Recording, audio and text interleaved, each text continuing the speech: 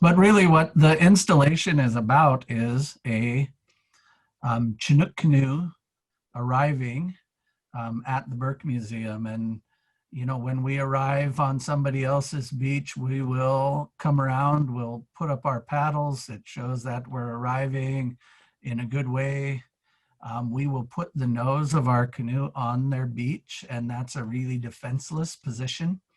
Our teaching is that, you know, like if you saw a canoe on our territory's beach or beaches, and that canoe was positioned with its bow towards the water, and you didn't know who it was, whose canoe it was, you could start to assume that they had come for a bad reason.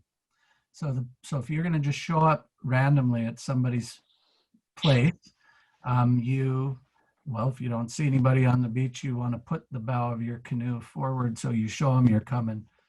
Want to know more about this topic?